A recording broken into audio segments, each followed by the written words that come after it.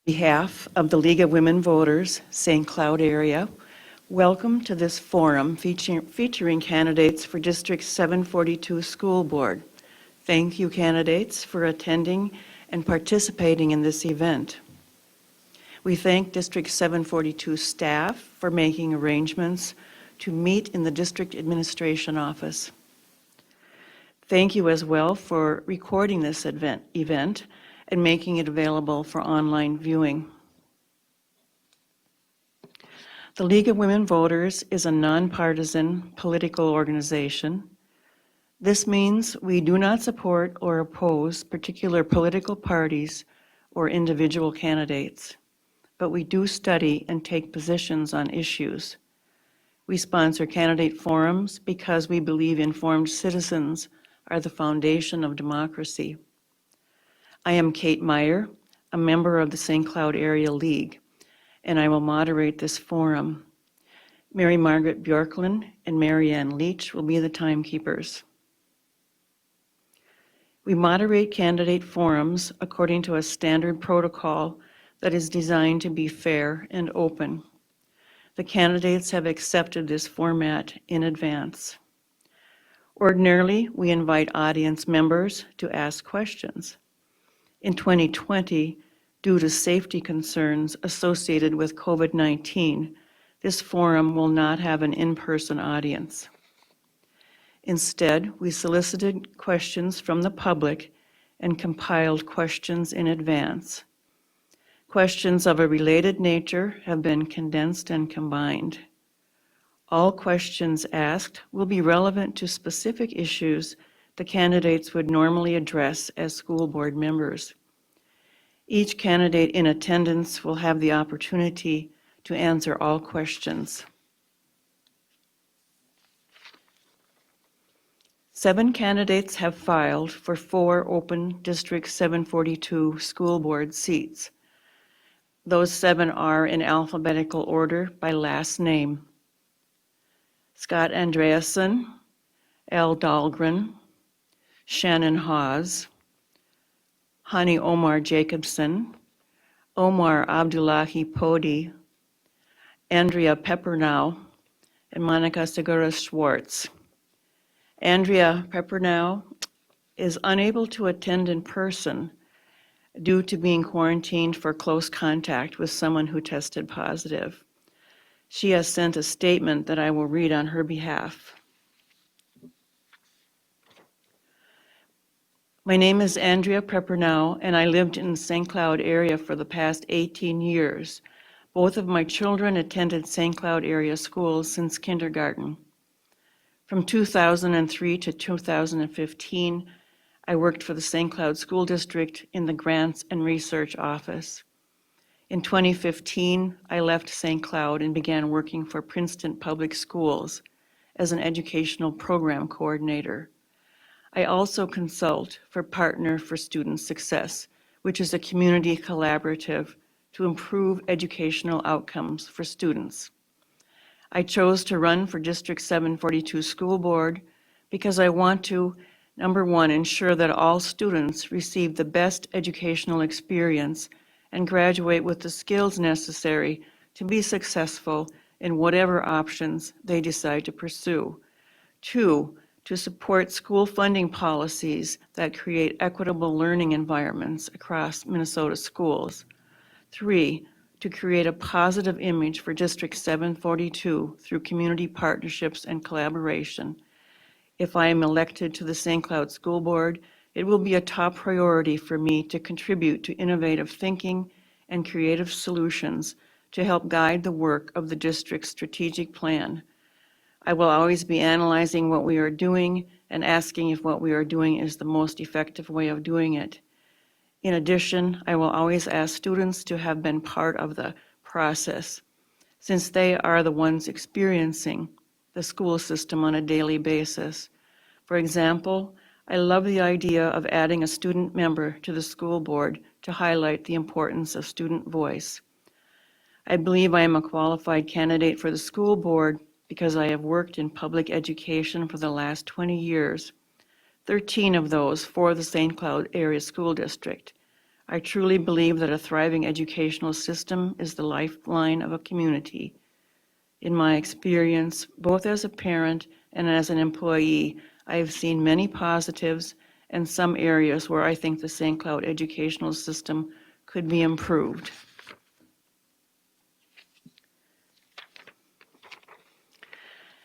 For the candidates that are in attendance, here are the general rules for this forum in the order they are seated.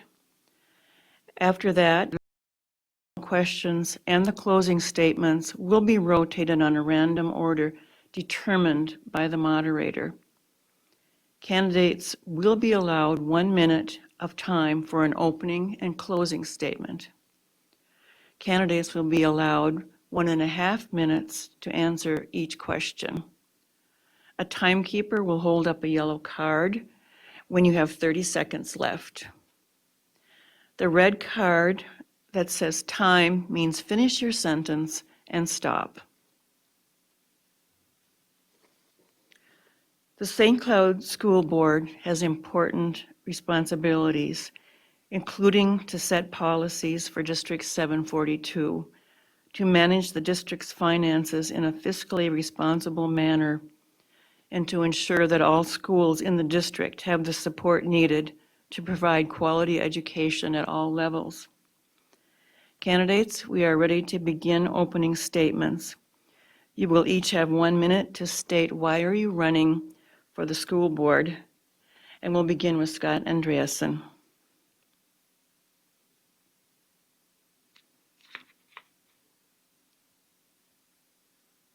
Am I on? I'm Scott Andreasen. I'm running for the District 742 School Board. I'm currently on the Board Finance Committee as a community representative. I've been on the Finance Committee for several years now. And we have recently finished the building of our tech high school. It was on time and under budget. We're looking forward to remodeling Apollo when the economy permits. I am an honest person, trustworthy, a person of good character. I'm an Eagle Scout. I look forward to serving. Thank you. Al? Hi, I'm Al Dahlgren, running for this would be my third term on the St. Cloud School Board. Why am I running? For a few different reasons, but one would be for some continuity, to keep continuity on the board. There are a lot of issues that are multi-year issues that we've been working on and continue to work on. I have a very, very good understanding of school finance and how it works, and it's a very complex thing to understand. I'm very proud of the fact that we've been 8 straight years as I've been on the board with a balanced budget and no fiscal crisis, and we've kept a very strong fund balance in place the entire time we've been there, and I would certainly look to continue that as we move forward. And just enjoy the work. It's a fun. To me, it's a fun position. I enjoy doing it. It's a big commitment. There's a lot of time involved, but I look forward to doing it for another 4 years. Shannon?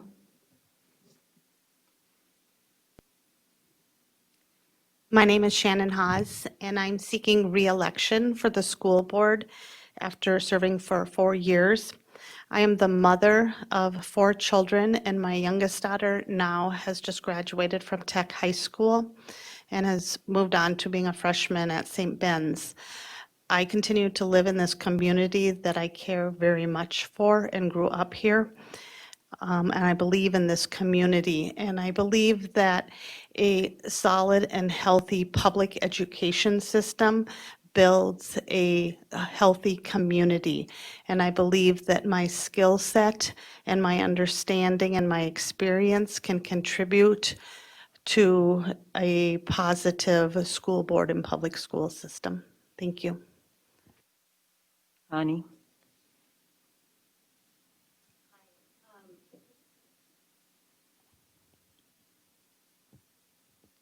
Can you hear me now? Okay. Hi, I'm Hani Jacobson. I'm a proud mother of 4 children, 3 who are currently in school in the St. Cloud area. I'm also married to my best friend, Nathan Jacobson. We've lived in St. Cloud for 15 years, and we're raising our family here. I'm a public health nurse, and during this pandemic, I have witnessed what educational equity and health equity mean in our community. I've worked with families that are fighting for these equities, and I have dedicated my work to community service. And the reason I am running for school board is to bring those voices to the table and the voices of working busy moms in our community. And I think that I have the critical thinking and communication skills that is needed to work with others on the board to bring unique solutions to unique issues that our community is currently facing. Omar?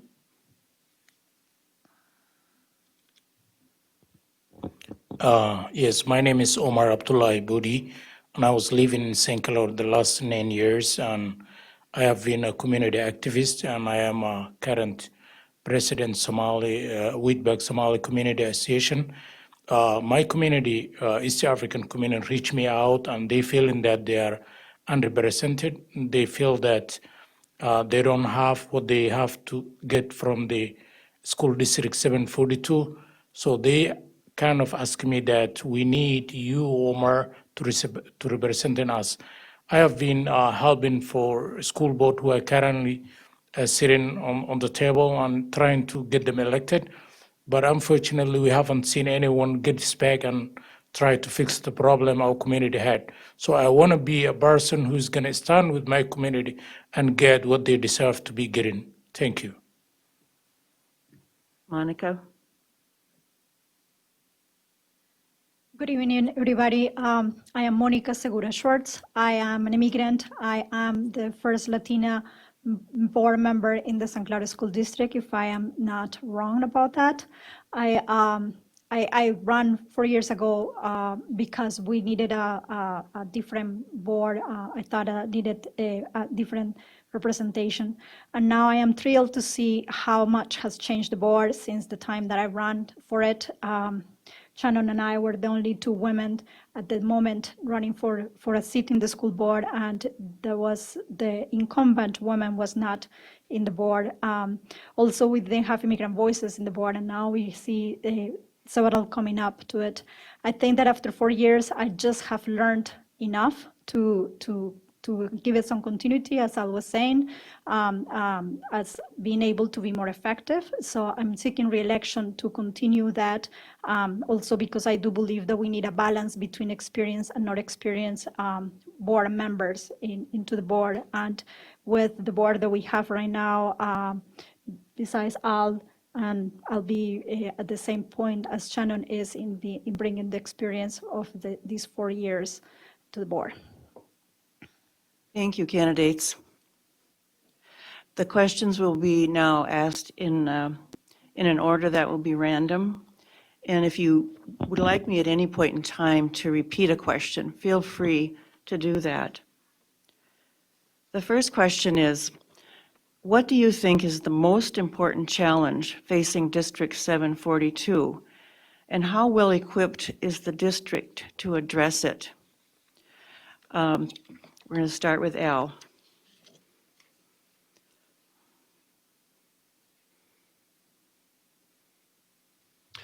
Well, it's very difficult to say that there's any single issue facing the district that would be the most important, and because so many issues, I mean, when you look at each issue within the district, there are so many factors that are affecting that issue.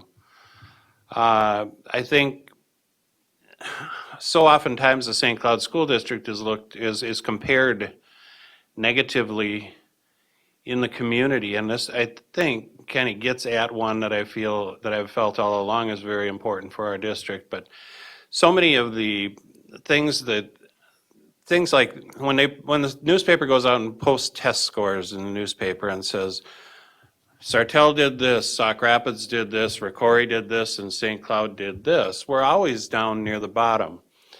And that doesn't mean that our students are doing less well than other districts when you look at a student individually. And I'm a strong believer you have to look at individual students when you're measuring achievement and growth. But when you start comparing districts, it oftentimes simply has to do with demographics and how long, we have a lot of students who haven't been in this country for that many years, and there are students that are still learning English. And then we give them an English language test and tell them to take it, and then we say, well, you didn't do as well as the kid that grew up speaking English. And that puts a ding on the St. Cloud School District when you compare us with other districts as though everything is exactly the same.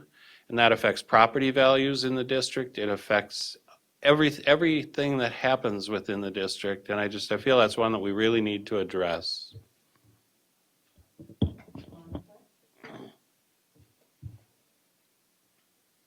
Thank you. I think that one of the main issues that we have is public trust and public involvement within our district. I think that it's very difficult sometimes to show the positive sides of the work that is being done and to continue to work with parents and community members to address the parts where we still have issues. I will continue to look for ways to connect more with the community and have the community feel that they are connected. We have been working as that. I have been working with that as a board member, and I know the district administration has been working on that tireless. But there is a lot of baggage that we have from past years and past experiences that have left a lot of people feeling hurt, that it's really difficult to have them come back and see the difference. There are stories that people tells me that happened 20 years ago, or when their children were in the school, and now there is the grandchildren that are there, and sometimes it's not exactly the same, but a slightly similarity will remind them some bad experience that they have in the past. So we do need to address public understanding of our district and public support for our district. We are underfunded as education is, not only this district, and with more public support, that could be better addressed. Hani?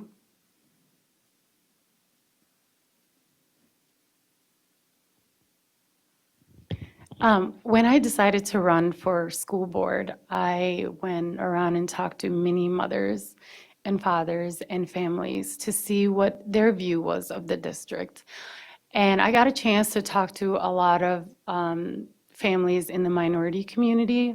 There's a lot of distrust, and that's something that I want to work on. I want to make it so that parents and families feel that they can trust our district by getting parent engagement and parent involvement.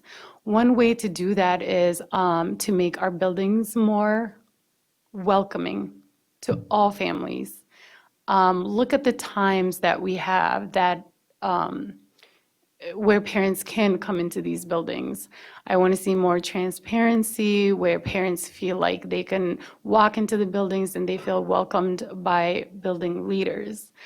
I also want to add that our district has done great work. We have come a long way in the past years to where we are right now, and I want to grow on that and continue to building trust with all families in our community and make it more welcoming, even for those that do not speak English, do not understand the culture. I want facilities that are culturally and linguistically competent so that parents feel like they are empowered to get more involved. Shannon?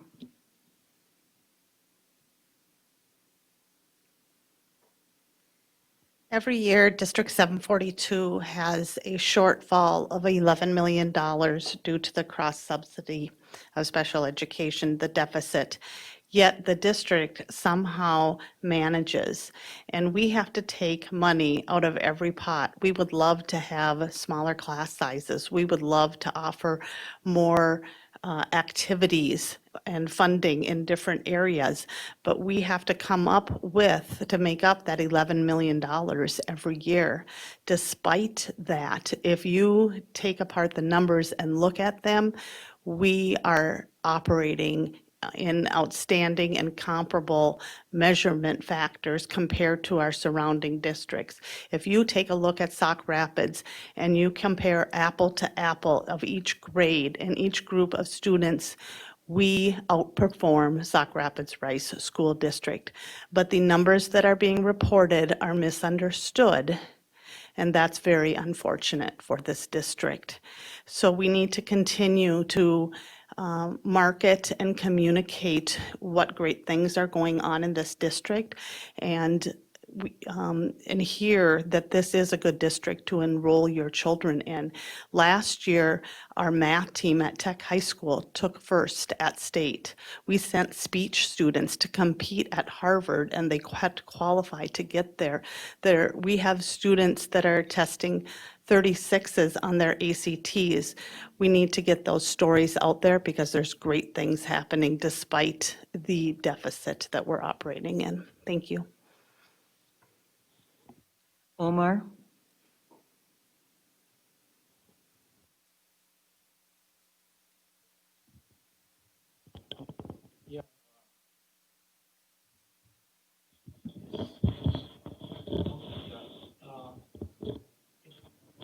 I just talked to friends.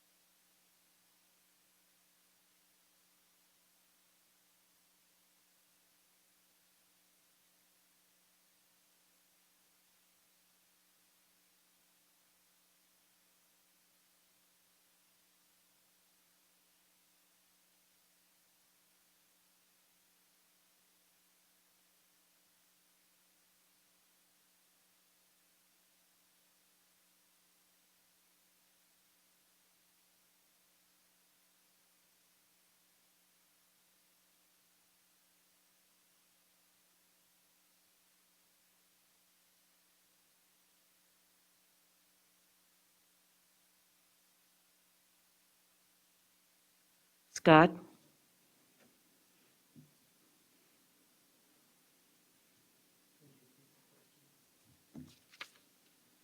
What do you think is the most important challenge facing District 742, and how well equipped is the district to address it? We are currently in the middle of a COVID epidemic, and that is creating some tremendous challenges. The state of Minnesota entered the epidemic 6 months ago with a $1 billion surplus. They're now at a $5 billion deficit. I fully expect that we will be facing tremendous budget cuts in this school district next time around. Shannon has mentioned unfunded mandates. This has been an ongoing problem with us. We're required to put so much money into the special ed that we've been taking it away from the general education students. And it's going to get worse when they start cutting the budget. For example, the transportation, this COVID, we've been looking at this in the Finance Committee. We're running buses half full, twice as often to get people to and from school. Our expenses are going up. Our income is going down. It's going to be a tremendous challenge for the school district. Thank you.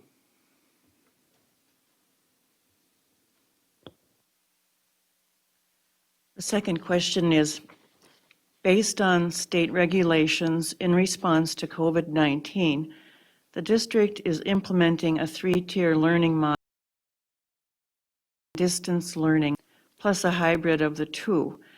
Do you think the district's approach is going to keep students, teachers, and support staff safe during the pandemic?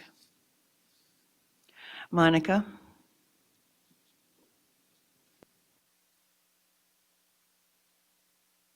Thank you. I think that the district is doing everything that we're doing everything that we can do to keep people safe. But at the end of the day, it depends of the people to keep safe themselves.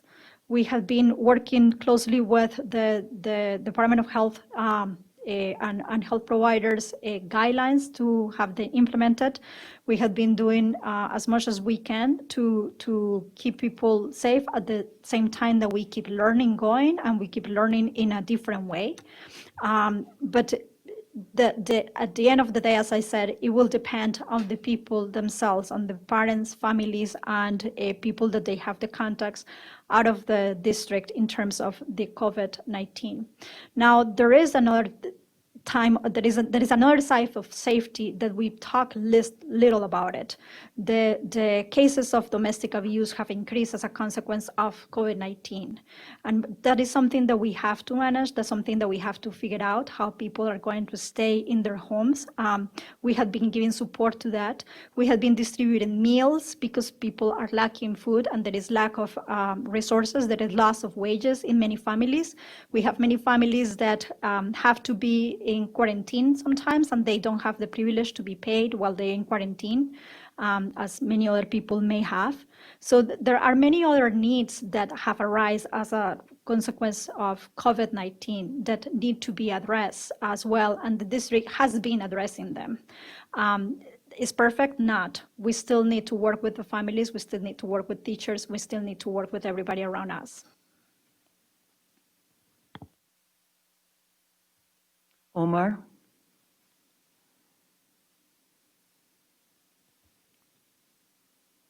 Yes, my answer is yes, 100%. I will support our teachers and administration as well as students to be survived as this crazy pandemic going on. We lost more than 210,000. And as we have seen that the federal government not doing anything about it, so we can't avoid to lose any teachers or any students. So I will support the administration in 742 that whatever they can to make sure that our communities are safe and they are safe too. Thank you. Shannon? I appreciate all the efforts that the district has done. I myself manage a home health care company, Comfort Keepers, and we serve central Minnesota. So this is part of my daily conversations and awareness and education. So I understand and can watch and oversee what the school is also doing.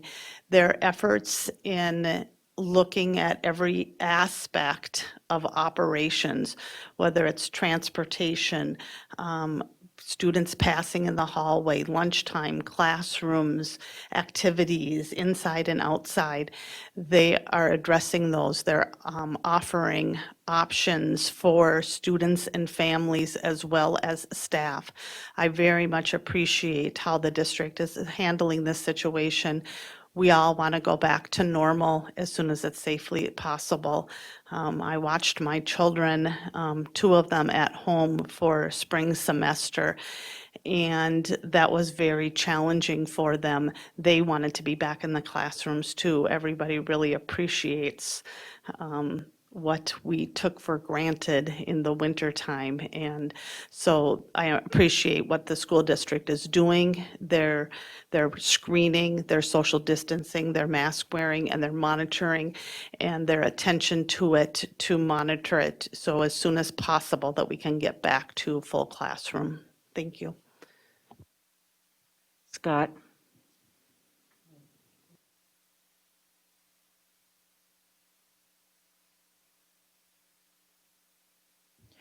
Based on state regulations in response to COVID-19, the district is implementing a three-tier learning model that includes in-person and distance learning, plus a hybrid of the two.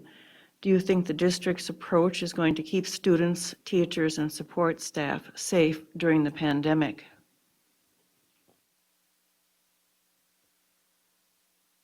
Well, we have introduced this model because the state required it. We didn't have a lot of choice. The governor said, come up with 3 different possibilities, either in person, distant learning, or the hybrid. I think the district has done a pretty good job of it. But once again, we're controlled by the state, and that it's the number of people that have gotten sick per 10,000 folks in the last 7 days. It's a running average. So it can change any time. We could end up switching from in-person, which we would all love, to completely distant learning in 2 weeks. It's very complicated, but I think we've done a pretty good job so far. I think that's it. Hani? As a public health nurse, it is my job to promote health in this community. And it has been my job since March to educate our community about COVID-19, about social distancing, and how to keep our community safe. I've been very pleased with what the district has developed as far as distance learning and hybrid and giving families options. I also understand that we might all be in the same storm, but we're all on different boats. This pandemic has been detrimental to families that are facing poverty already. It has furthered the health gap and the educational gap even more. But I have been working closely with families, and I've been pleased to see what is happening right now. My kids are doing distance learning, and I'm very pleased with the programming and what they have been doing. They are being asked questions about their feelings. And I understand that there's a lot of challenges. These are not normal times. This pandemic is not normal, and it's going to take time. We just have to be compassionate to each other and understand that teachers and staff are also facing this pandemic with their families. So my top priority is keeping our teachers and staff and families safe, and that kids are resilient. They will catch on, and hopefully someday when we go back to normal, that we will catch on as long as we remain positive. Al? I think as other people have mentioned, we didn't have a lot of choice on this one as to what we were going to put in place. I do think, and I give kudos to the administration for putting it together. That wasn't really a school board thing. We weren't sitting in the meetings. It was the administration that was sitting in meetings all summer long, developing the 3 different learning models and what those would look like. I give kudos to our district staff because they developed models that really became the model for an area. We had school districts calling from all over the state asking what we were going to do. And we had some previous history with the Apollo fire and some of the things that had happened before last spring when we closed down for COVID, that gave us some experience in the areas of distance learning and alternate day learning. And those things really helped us and helped us to put together a model that I think works very, very well. I wish that that it wasn't such a state mandate. I think that each district within the state and different areas of the state are able to develop plans that are going to work for their communities very well. If you look at how COVID affects kids, it's almost a 0% lethality to it. They get sick, but it's not lethal to kids. And they're being hurt by not attending school. We need to get the kids back in school, and it's got to happen at some point in time. And we can't set that standard at zero infection rate. It just can't happen.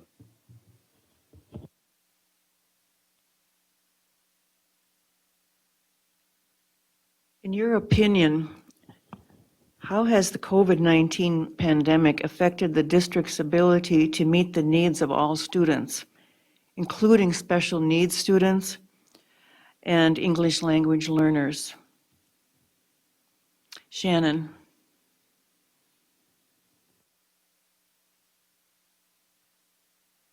I know this has been very difficult, especially for those two groups. In the springtime, it was difficult, and I think the district learned a lot about what was working and what wasn't working. Had time over the summer to come up with additional plans to put in place for opening this fall.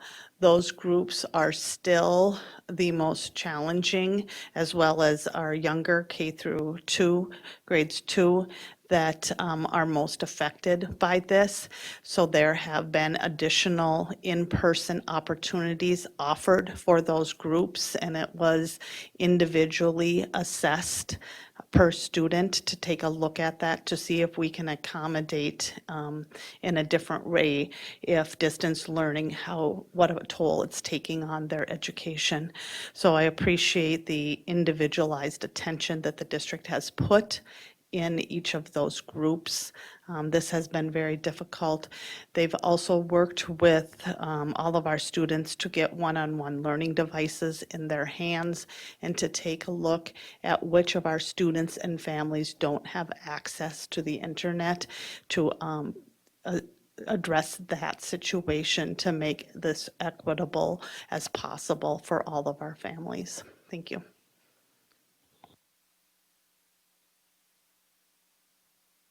Scott?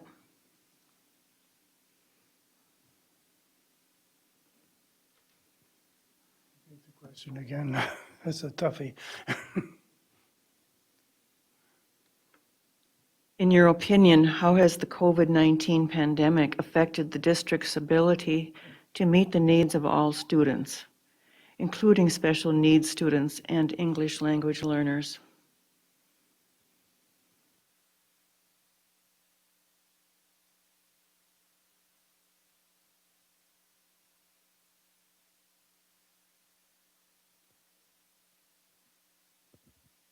COVID-19 has had a lot of effect on the district's ability to help the students. It's in the special need category. How do you talk with the child when the child is wearing a mask? Like, where is the facial expression? Where's the social interaction? How can the kids interact with each other when they're, in effect, isolated behind a mask or not even there at all? We have done what we can with learning devices. The school issues 2 types of learning device, one for the older kids and another for the younger kids. We're also trying to feed kids that are at home. We're running buses out for lunches. The internet, I believe we're trying to get some hotspots out there where the kids can hook up to the internet. We're doing what we can, but it costs money. Thank you. Monica? So the question is about how a pandemic has affected the district's ability to meet the needs to English learners and special ed students. I think that the education system has many challenges, and as much as I am proud of the work that the district has been doing, I think that this in how do we address needs of these two specific groups, we have had different fails. And this pandemic has given us an opportunity to develop personalized learning much better than when we did not have the pandemic. I have seen the district doing a very active outreach to non-English speaking families in the way that I never saw it before. The outreach has been to community leaders, has been to community organizations, to parents, and there is still a lot of need. There is still a lot of things that need to be worked out, but I think that has been an opportunity as well to figure out those learnings. There are students that were suffering of bullying, for example, that have actually performed better in distance learning than what they did at the school. And some of these students are special needs students. So this is, there are many things to learn here, and not everything that has come around has been negative. I tell parents, this is the time that you can make school work for you, for your specific needs, and people are right now listening, so try it out. Omar?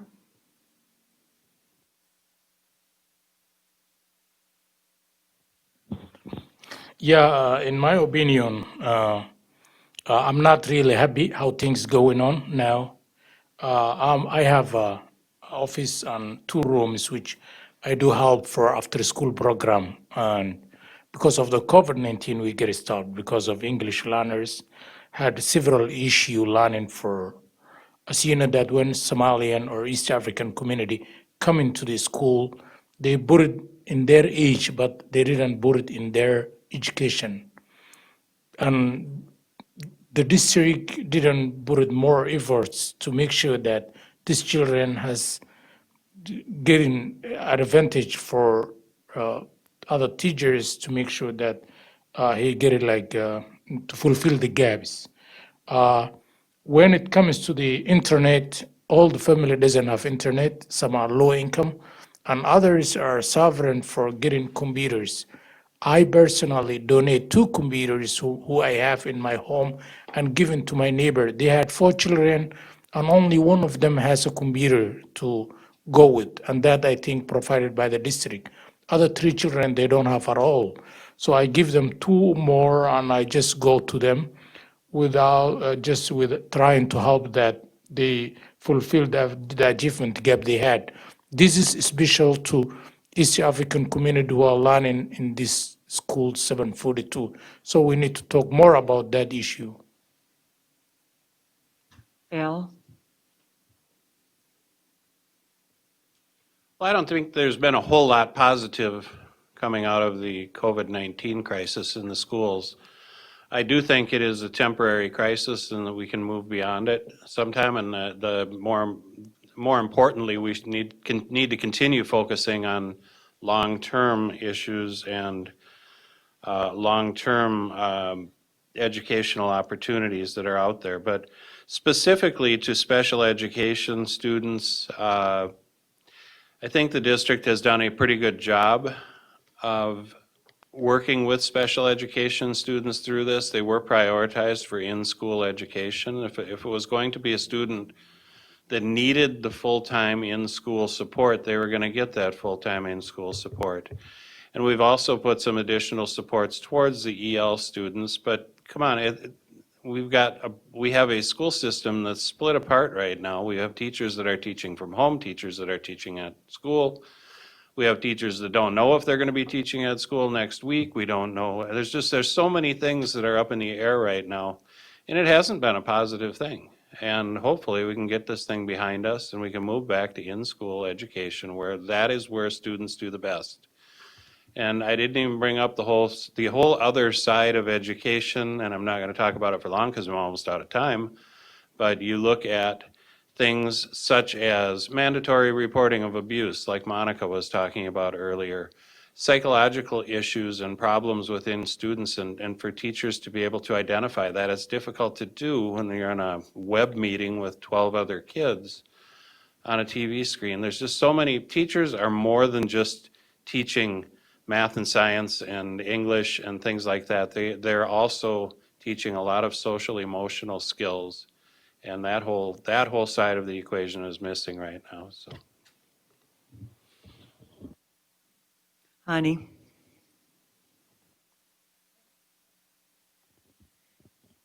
Yeah, so COVID-19 has changed our lives. It has changed how we do business, how we live our daily lives and do our day-to-day tasks. In the beginning of the distance learning, it was kind of a disaster. I have mom friends whose kids with special needs did not receive quality education, and really it's a challenging thing to do, even for our district leaders. I have personally worked with families experiencing job insecurity, housing insecurity, and now the challenges of educational insecurities. So during this time around, I think that the district leaders have put a lot of time in planning and developing programs and giving parents options for their educational and family needs. Is it challenging? Is it hard? Yes. Are we going to miss things that should not be missed? Yes, because of COVID-19. We have to believe and listen to our health experts. We have to believe in the science, and we have to put the health of our families as a priority. Nothing is going to replace in-classroom teaching. Nothing is going to replace teacher-to-student teaching. But these are challenging times, and having only 2 weeks prior to March to plan for this education during the early phases of the pandemic was a challenging thing for our district leaders, but I'm pleased to see with what they're doing right now.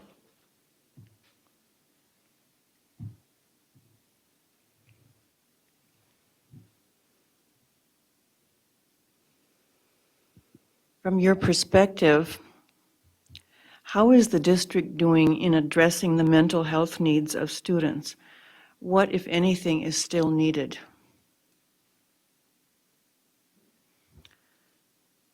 Hani?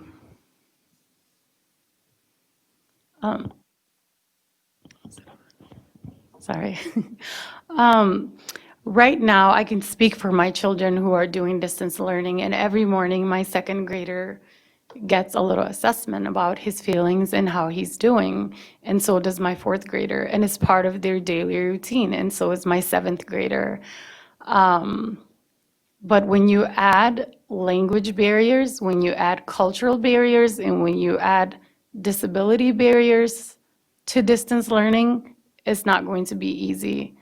We need to make sure that we are being equitable to families that are facing those challenges.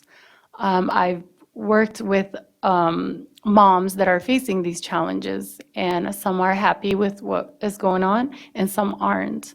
So it's bringing those voices to the table so that we are doing the best that we can, so that those voices of the people that it is not working for are being heard, and when policies are being developed, that we are putting the voices of working mothers, the voices of immigrant mothers, the voices of refugee mothers are all being heard, and that's what I'm going to try to do as a board member if elected.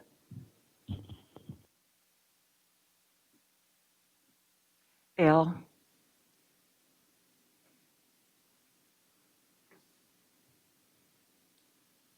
Schools have really important. I mean, schools, teachers and students are together all the time. And teachers become a very important piece of the mental health apparatus for kids, and they're the ones that are in touch with the kids, and they can talk with the kids, and they can see things and see changes. And so how do I feel like we're doing with that? I feel like we're doing as well as we can with the funding that we have. What's missing in our schools, I really think that we need additional funding for more counselors, more mental health counselors within our schools. I think that we could double or triple the number of mental health counselors. And I also think that we could have more alcohol and drug abuse counselors within our schools. I think there are big issues on all fronts. We need to be able to have teachers identify changes in students, and then we need to get to the bottom of what's causing those changes. Behavioral outbursts, things like that are signs and symptoms, and when our teachers see that, they need to have someone there that's a professional that can help diagnose that and help direct that student. And if we can identify it early, we can help these kids work through it and get on to the next phase of their life. So I'd say we're doing as well as we can with what we have, but we do need more. We definitely need more there.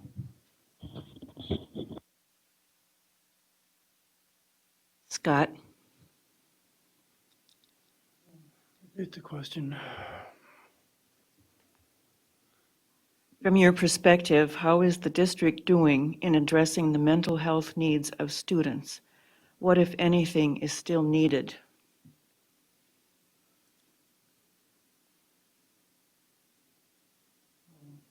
Microphone. My wife is a marriage and family therapist, and she specializes in adolescents and children. And in her practice, she is seeing tremendous anxiety among children.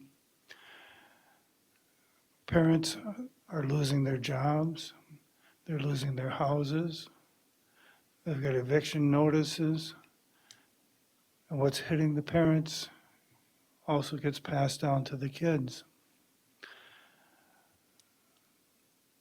In normal times, our teachers would be picking up on this stuff. With distance learning, you really can't. I think we do need more mental health workers within our school system. Al's got it right. You need about 5 times more. People are really hurting. And somehow or other, we've got to get the kids' anxiety down. You need to feel safe and secure to learn. That's a basic need in Maslow's laws. Thank you.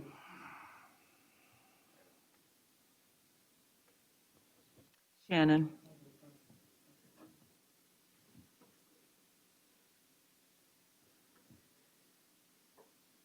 I'm going to answer this question before March. The district, every year the school board has had a presentation on what the district is doing for social emotional learning. And the 4 years that I've sat on the board, every year the presentation comes back stronger and they have more partnerships and they are addressing it in matters that they weren't the previous year. Yet the need is growing faster but the district is trying to catch up with it and tackle it as strong as they can with the funding limitations that they have. I can tell you that oftentimes society puts too much emphasis on test scores. In my own children, I employ over 100 people at my work, and I can't tell you which ones scored a 90 and which ones scored an 80 on their math test. And at that point, it just doesn't matter to me. But what does impact my children's health and my employees' health and their community is how well adjusted they are, and the social emotional learning that is addressed in our public school is so important than those last couple test scores. So I'm happy with the progress the district is making, given the limited funding, but we need to keep our focus on it. Thank you. Monica? I think our district has developed many creative ways to address social and emotional learning and address the need of students' mental health. I don't think, I agree pretty much with what Shannon was talking about, but I wouldn't say that the need is growing. I think that as much as we work on it, we realize that the need is bigger and bigger than we actually thought it was. So it is something that we do need to change focus. But I'll say that at addressing that, I will also agree with Board Member Aldagreen. We need more funding. We need more funding, not only for counselors and people specialized in mental health, but we need more funding to have smaller classrooms and support systems for the students that are relevant to them. We need more funding to have more training in culturally appropriate teaching and culturally appropriate addressing the needs of the students. We are challenged by language barriers, but language barriers are not the only barriers that are out there. We are challenged by but how culturally appropriate we correct the students, how we are able to tell the students in a way that is not detrimental to them how to behave in a school setting. Or how do we address their needs that they may have that bring it from home, keeping in mind the large population of students in poverty and free and reduced lunch that we have and as a school district. Omar?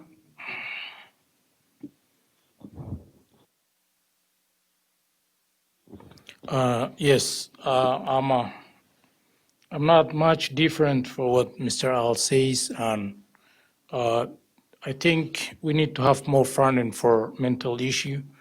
Also, I had a couple issue here, which when we talk about mental illness or mental issue in the school district, who had a mental problem? Probably first, we have Somali communities, several mothers who just saying that my child is very good in terms of health, and the school district saying this. Your children doesn't do well, and we need to check up whether there is mental issue coming up for those issues. So I would say that the health departments and the school administration has to have a good conversation with one another and just try to figure it out whether the child has a good health and whether the child has mental issue regarding to when it comes to the learning issue for related to mental, we need to make sure that we can call any children they had mental issue. Maybe they had the education issue or understanding for his teacher or or her teacher. So we need to make sure that what's going on first before we decide the next step. Thank you.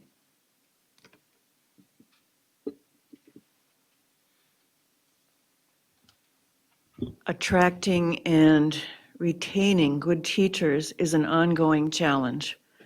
How can the district support teachers, especially at this time? Monica?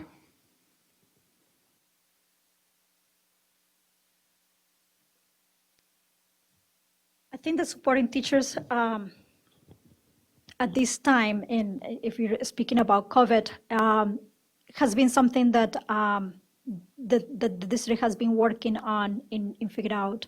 Part of our I think that it was at our last meeting, we had a report from the HR officer of the district telling us that they had been able to meet all the requirements of teachers about how would they prefer or how they would feel safe teaching in distance or in person and with other characteristics. I think that those are things that help teachers.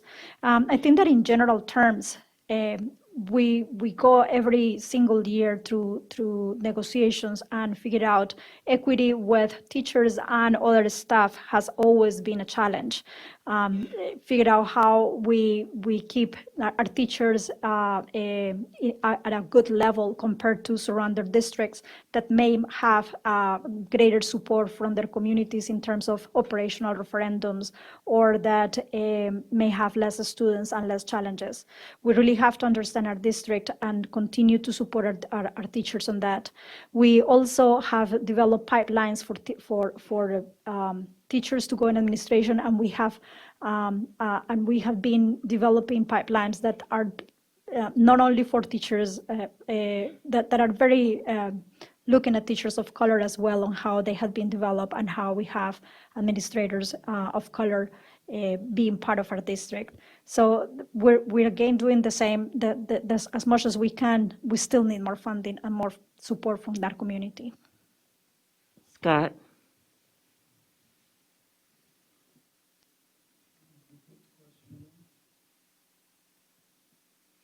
Attracting and retaining good teachers is an ongoing challenge.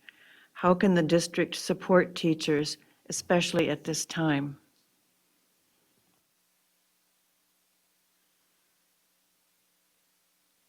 Attracting new teachers from the teaching colleges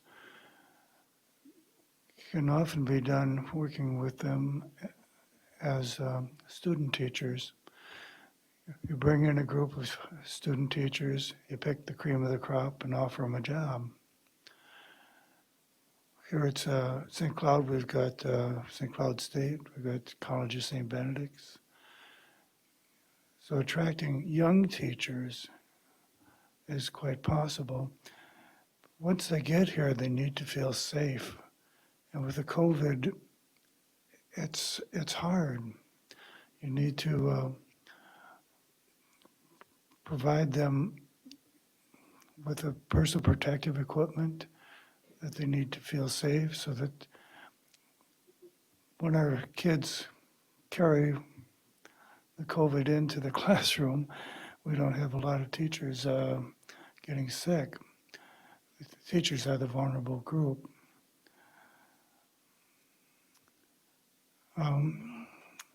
Negotiations are going to be tough. The state is going to be cutting our budgets, and the last thing the teacher union wants to do is give anything up.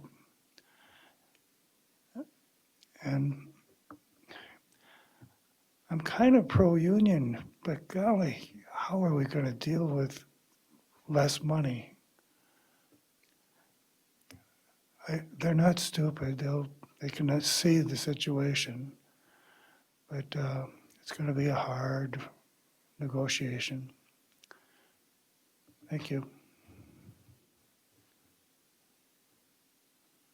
Omar?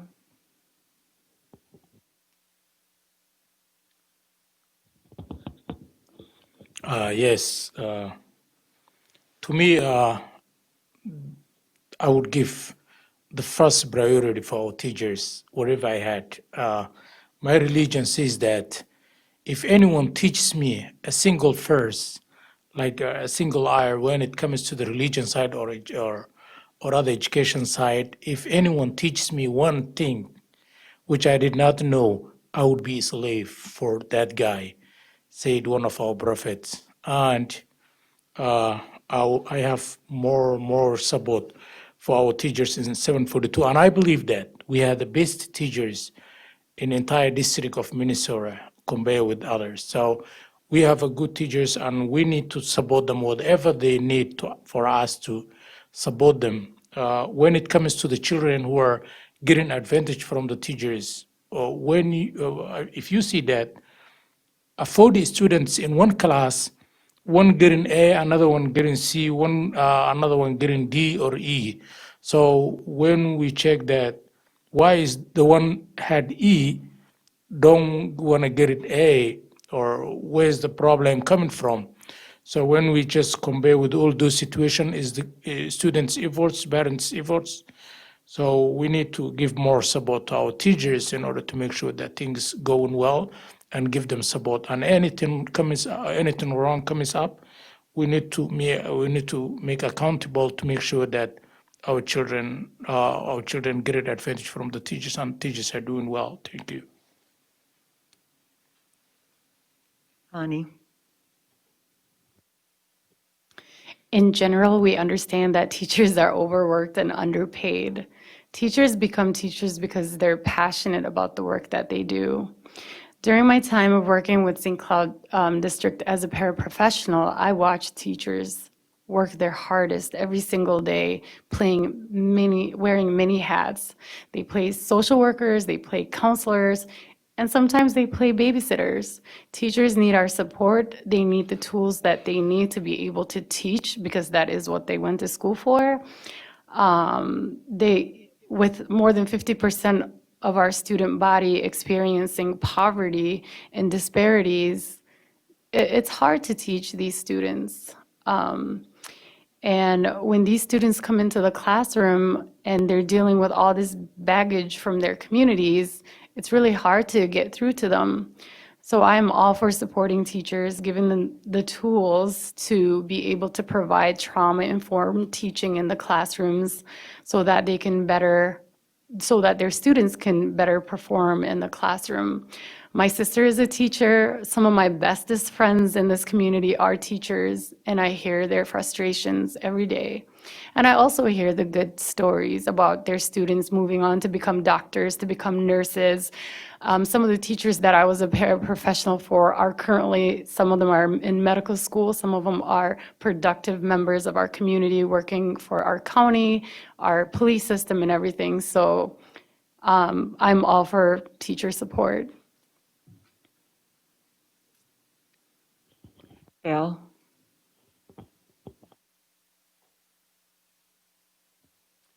Yeah, I think that to attract teachers and to retain teachers, you need to have a competitive salary and a competitive benefits program to other districts and what other districts are offering. No one's ever going to have a district where they're paying way more than some other district or offering way better benefits than other districts, because we're all on the same state funding system and we all work with approximately the same number of dollars. I do think in our district, there's been a lot of focus on attracting and retaining teachers of color, which has been very important for District 742. We had a very white teaching staff, and over the last 5 to 7 years, we have done a remarkable job attracting teachers and administrators of color. And I think a big part of that is administrators of color, because teachers of color feel very comfortable working in districts that have administrators of color. And Willie has been a big part of bringing all of these teachers to us. And it's been a big benefit to the students, because they can see people teaching them who look like them. And it gives them a role model and someone to look up to and to relate to. So that's been a real big part of it. But I mean, it's salary and benefit, but you have to also understand that we work within a budget. And when the state of Minnesota comes out and says you're getting an extra 3% next year, or over the next 2 years, we have 3% to work with. We don't have 30% to work with. If we had 30%, or if we spent 30%, we would no longer have a fund balance, and we'd be operating in a deficit, and the state would take over our district. So it's just not realistic to do that. You also have to offer a very good and attractive environment for teachers. They have to feel trusted, wanted, needed, and valued. Shannon?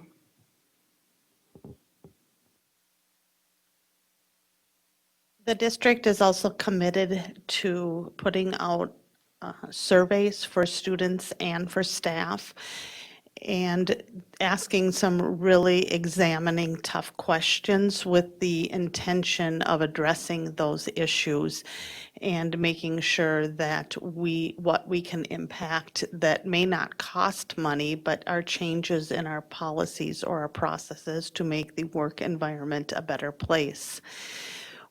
In the times right now, we need to focus on safety as well for not just our teachers, but for all of our staff. And I am proud that the district has taken the step, not only the first step of asking the staff if they are safe working in the environment of in the school building, but taking it one step further and asking them about their household members and if they are living with anyone with a compromised immune system, that they took a look at that and were offering distance learning opportunities as best that they could. That additional step was not offered at some of the districts, our neighboring districts, and I am very much appreciative that this district was able to do that. They have also been engaged in conversations with our staff, teachers, groups, and asking them how are things working and what do we need to change. Thank you.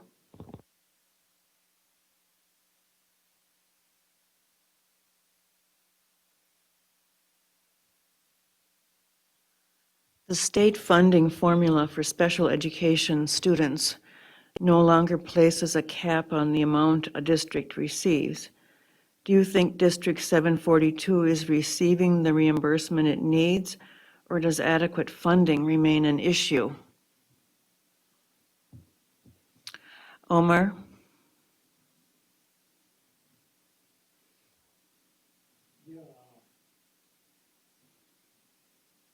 Yes, I had, what do you say, for about school is funding for, but when you check that other statewide, they have team who always make fundraising for them, and there is we had students of color who getting more funding from federal government, and we'll be able to make to find a lot of resource by checking in federal system to support our students of color.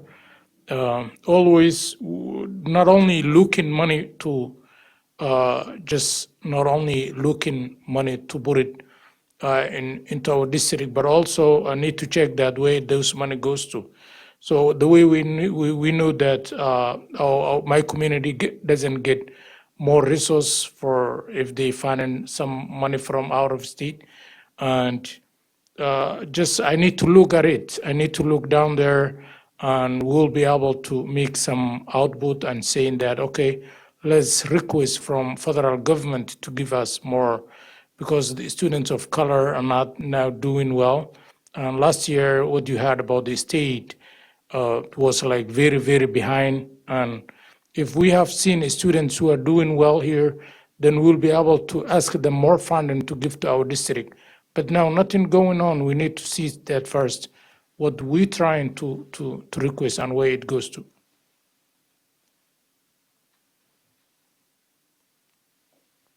Shannon? To be honest, I was a little bit confused about the question, but I'll answer what I do know is that District 742 has an unfunded mandate every year for special education that's $11 million. So if the question was, do I think that we're funded adequately? The answer is no, we're not. Can you maybe repeat the question? Am I not understanding something?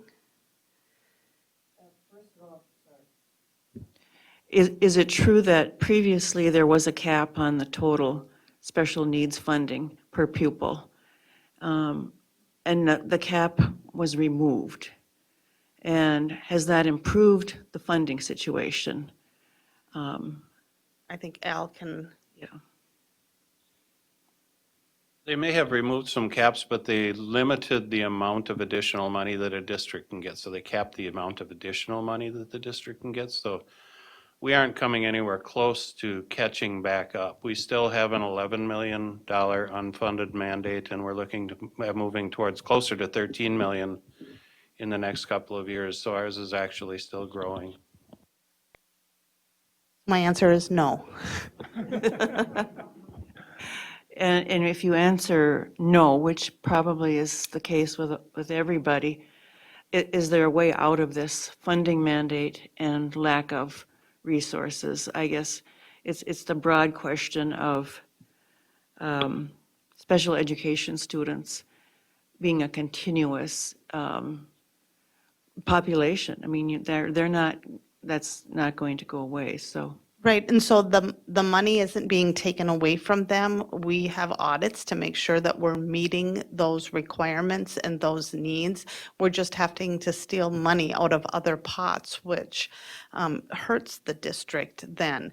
The answer is that it needs to come from the state to change the way they formulate money dollars and the calculations to the district. So our district, as well as some of the other districts like Minneapolis, are in the same situation. But when you put a district representative across, one representative from each district across Minnesota, and if you're giving everyone an equal voice, well, there's only a handful of us that have such a strong unfunded mandate deficit that not everybody is screaming like we are, fix this problem, because it's not as big of a problem to them. So it's a perspective of how you take a look at it, but it does need to get fixed. Eventually. Al?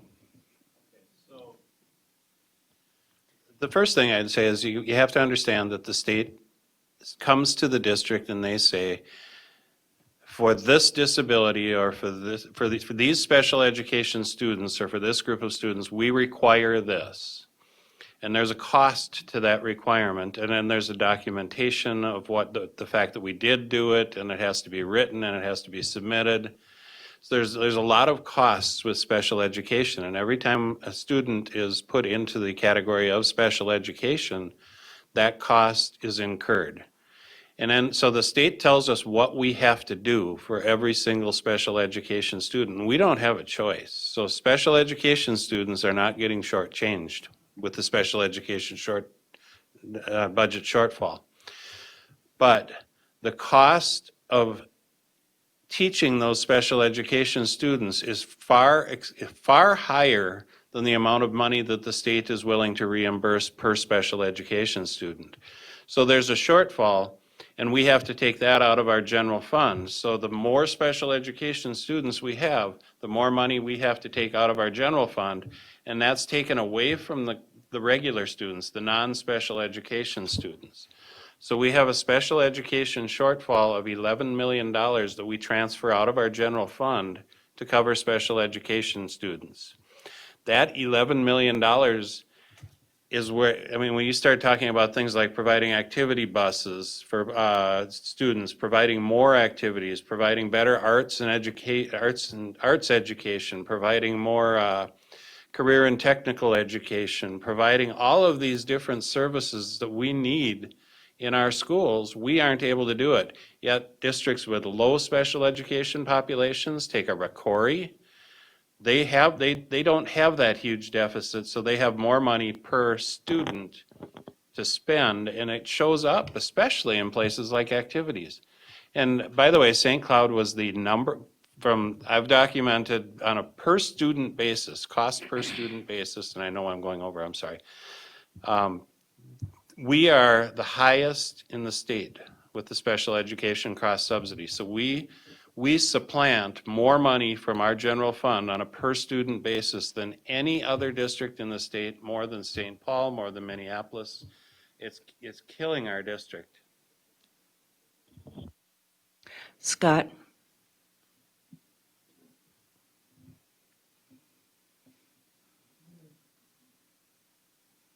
The state puts a value on different disabilities. For example, if somebody has a speech impediment, it's worth so much money. If somebody is missing both their legs, it has so much money. And often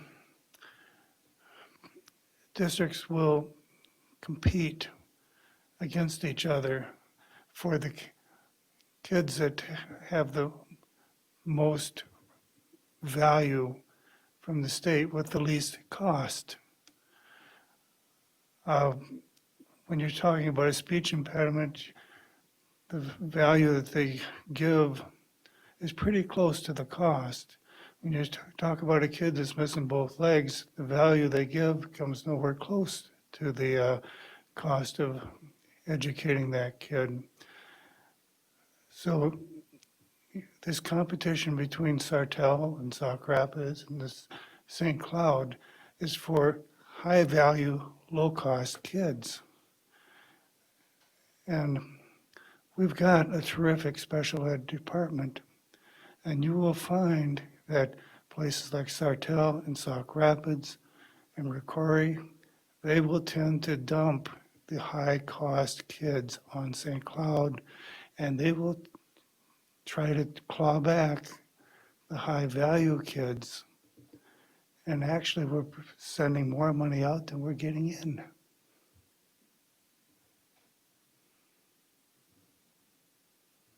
Ani?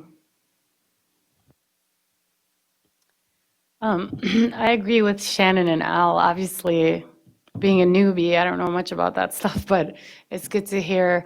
I also believe that, that deficit has to come from somewhere, and activities are very important. So what we need to do is continue to advocate for special ed kids and to make sure that, our activities and our other important programs aren't getting cut. One of my very good friend who's a mom of a child with special needs has really taught me a lot about what it means to have a child with special needs, and her child was actually a pioneer over at Tech at improving things for our kids with special needs. I also know that families with special needs children move to our district specifically for our SPED programs because we do such a great job. And I'm really proud of that. And I mean, what I would say is continue to advocate, get community engagement, and really educate this community about these programs, because not a lot of people know about special education if they're not personally affected or have kids who are in these programs. So, I mean, as a board member, I would continue to advocate, work with my other members to continue to fight for these kids because they too deserve equity in education and they need to feel safe and welcome in our facilities. Monica? The deficit for special education is something very difficult to understand. And we had been, as board members, very consistent in mentioning that the problem exists since before I was in the board, I would believe. Still we haven't figured out how to explain it. Some of the things I have not said yet is that we do have an obligation to provide services to the special ed students that do not come to our district. So when we do that, we do get students that come to our district, and we get funding according to the per pupil formula. And when we provide services for special education to students that do not come to our district, we do not get the per pupil formula for that student. We only get a reimbursement for special education, which is not nearly enough to what the cost of that education or that service for that is. So that's also part of the issue here. That student that is going to another district and get services here is not costing that district as much as they are costing us. And that student theoretically belongs to that district. They are actually getting the per pupil formula for that student. And the legislation, as I was mentioning, when the representatives don't understand this, when they add funding to schools equally. And that's not the case, that the expenses are not equally in every district. So this is a very serious issue that we need to continue to explain and address, and have in problem. Is what the CAP is doing is similar to what has they always done, not understanding the issue. You have a question, Omar? Yes, I do have a question. Yes, I do have a question, and my question is, what the district get it, the amount of money which district get it, what the state including for the mental, the issue, mental issue regarding to how many children we had, and our district, if they had more capacity, if our district more capacity for children who are need special education than the other district, then the school board and administration has to prepare something which they can clear out. We had more. As I had that 11 million, when they talk about 11 million, I think they included everything. Then they give out one just, and as Monica says that we never get it an extra money. If we didn't get it any extra money, do the school board request some amount of money extra than the other district, although we have a higher student who are special needy? Well, I think the short answer is that every district gets the money that it gets, and it needs to make do with it. And when you have a large population of special education students, then borrowing money from other areas is necessary to pay for the cost of those students, because the reimbursements don't come anywhere near covering those costs. So it's just a continuous battle of the budget of how the allocations get stretched very thin, and slicing and dicing the amounts is part of the challenge every year. So we've reached the end of our time for questions, and we'll now begin closing statements. And you each will have 1 minute to state why you think your qualifications are well matched with being a District 742 board member. And again, these will be in random order. We'll start with Al.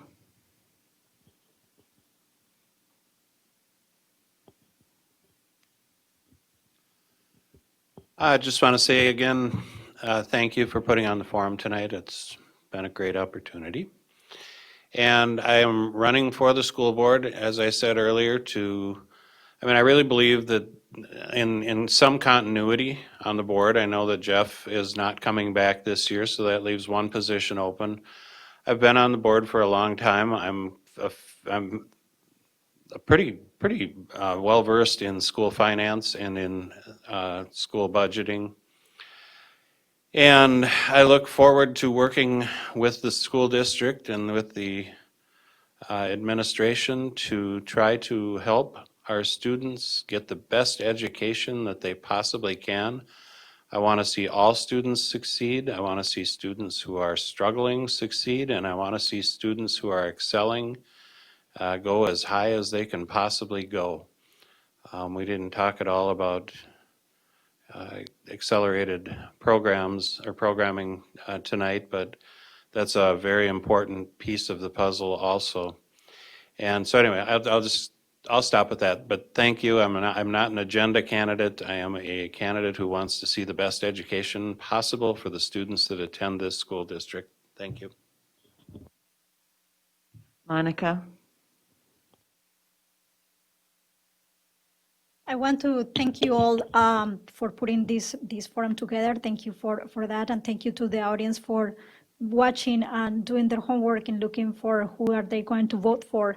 I I agree with Al. I do agree with diversity in the board is important because we need full representation of a very diverse school, and having diversity in many aspects of diversity in times that we had been with experience in the board, in time that we have not had that experience in the board, in time of gender, in terms of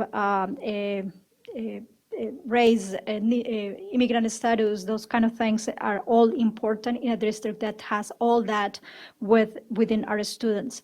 I wish Andrea Perpernat to be safe at home. I'm pretty sure that she will be seen, and I hope that she doesn't have COVID, and she can come to continue to the race that is happening. And I hope that I can have a second term in the district to continue the work that have started. Hani?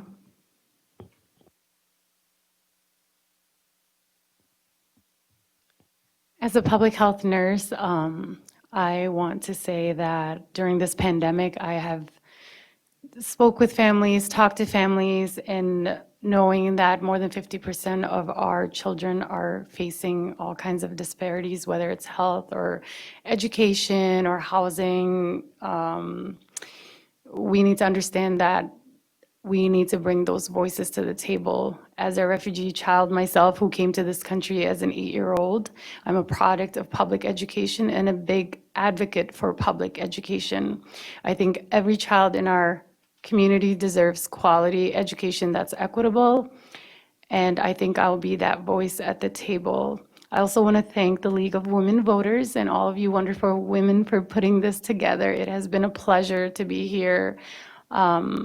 And I look forward to working with our school district leaders to come up with creative solutions to our new and old challenges. Thank you. Scott?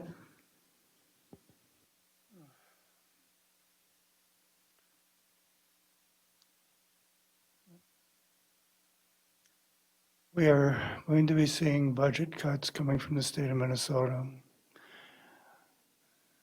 I've been on the board finance committee for several years, and I think I have the experience to get the best bang for our buck. And we'll get through this. We will get through this. I'm also chair of the Community Education Advisory Committee, and it's been a lot of fun to see the classes that are being developed for online. And I think we do need some continuity on our board. People that have been here for a while, and there's always room for a couple of new each time. Thank you. Shannon? Thank you for organizing this and hosting it. Thank you, whoever sent in the questions, and thank you to people who are watching this. That's impressive. Your dedication to caring and being an informed voter builds a better community. So thank you all for doing that. You have great candidates up here, and it's a tough choice because we want so many things. We want a diverse group of people. We want new voices. We want fresh perspectives. And at the same time, we do need some continuity. This year is like no other year, and finances and what is going to come of state budgets are very concerning. We don't know what is around the corner for us, so people are going to need a solid understanding of finances and budgets and how the operations operate in the district. So good luck to everybody watching this, and thank you for voting. Have a nice evening. Omar?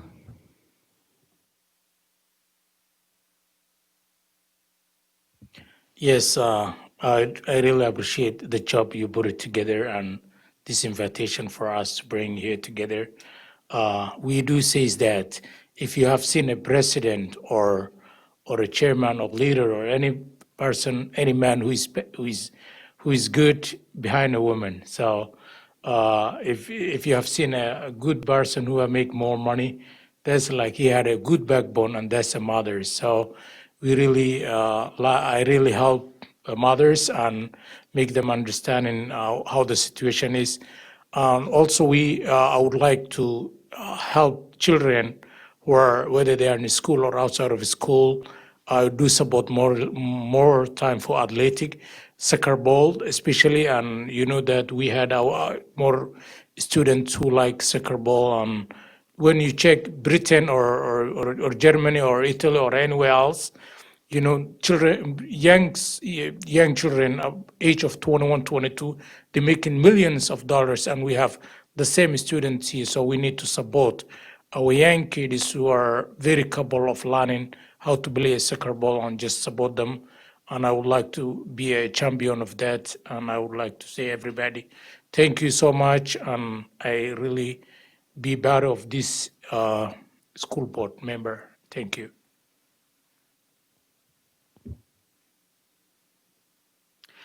Thank you, candidates, for running for public office and for participating in this forum. And thank you to the members of the general public who submitted questions. And thank you again, district staff, for the use of this room and for recording and posting this event.